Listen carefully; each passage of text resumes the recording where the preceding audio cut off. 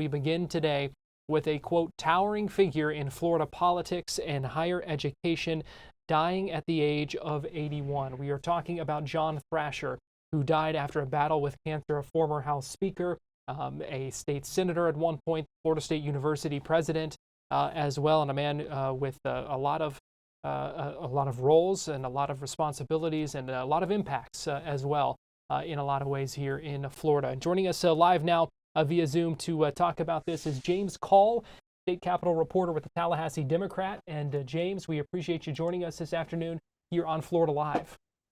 Thank you. Thank you for having me. James, it didn't take long for reactions to begin pouring in for after learning of the death of John Thrasher. Just kind of talk to us a little bit about his life and the many roles that he held. Well, he did play many roles here in Florida and here in Tallahassee. You know, we are a city, Tallahassee is a city built on politics, and former President Thrasher was a Republican, and Tallahassee is a very Democratic city, 2-1 Democratic, but as president of Florida State University, this towering figure in the modern Republican Party that helped, build the Republican Party into a majority party here in Florida, he won over the city. You'd be hard pressed to find anyone today with a negative comment about Mr. Thrasher. In fact, the one detractor that I did find even prefaced his remarks by saying it wasn't entirely John Thrasher's fault that he was such a controversial figure when he first became president of FSU.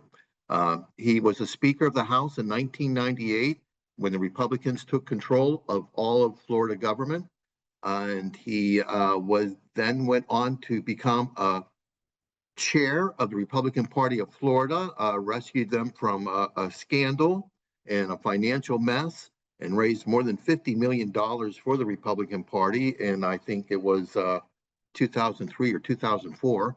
And then he went into the Senate, where he was chair of the Rules Committee, which is a very powerful committee.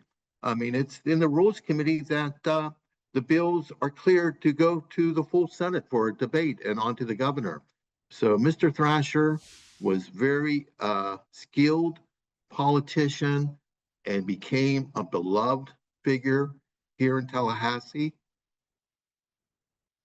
and for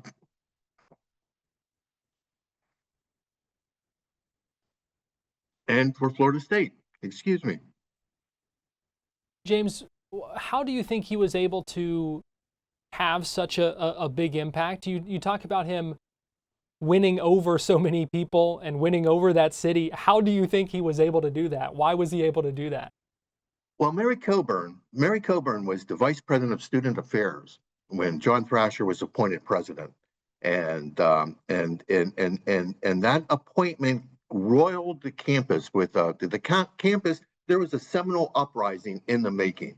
Earlier that year, I believe it was 2004, Thrasher had sponsored a bill to split the Florida A&M University, Florida State University School of Engineering in two institutions, to two separate schools. People used that to charge him as being a racist. He was so steep in Republican politics and such a successful fundraiser for Republican politics that the fear among the faculty was that John Thrasher represented a Trojan horse to corporatize public education in Florida. So the campus was in an uproar.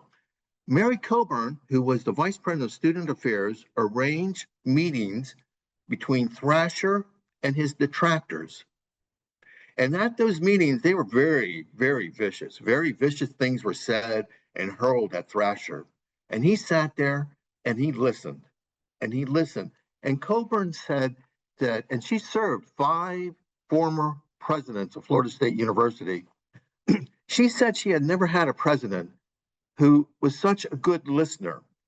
Thrasher didn't argue with the students or with the faculty. He took notes on what they were saying about why he wasn't qualified to be their president, and he listened.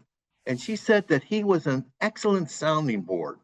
And as time went on, his warmth and compassion won people over, that they just attracted people to him.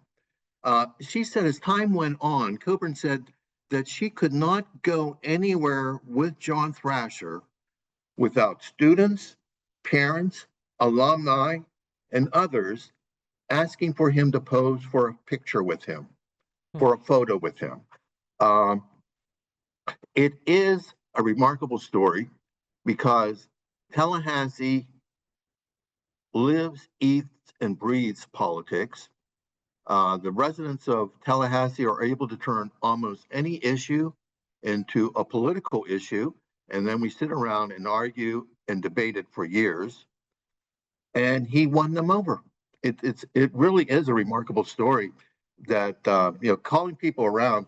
I have a list here of more than 16 different adjectives used by different folks I've talked today to describe him, and they are the type of I think we'd all wish that people would remember us this way. They call him a visionary, a statesman, a leader among leaders, integrity. It's a quite interesting story because I remember a senator who in debate could cut people off at their knees and seemed to enjoy it. But as an educator, a different side of him emerged. You mentioned some of those adjectives. What do you believe is his legacy today in Tallahassee and in the state of Florida? People remember John Thrasher. Former lawmakers and current lawmakers remember John Thrasher as a mentor who fought the good fight. That's high praise. And the other thing is, and this is quite interesting to me, he was raised as poor. I mean, came from a poor background, went into the Army, and he was a dedicated, committed supporter of public education. Bill Monfort, who for many years was the Dean of Education in the Florida Senate, said that John Thrasher believed that the best avenue to help your fellow man was through public education. So it's a skilled politician who believed in education. That's his legacy. And those tributes pouring in, continuing to pour in. James Call, state capitol reporter with the Tallahassee Democrat. We appreciate you putting all that in perspective for us, and thanks for joining us here on Florida Live today. Thank you for having me. We're going to take a break, and we'll be right back after this.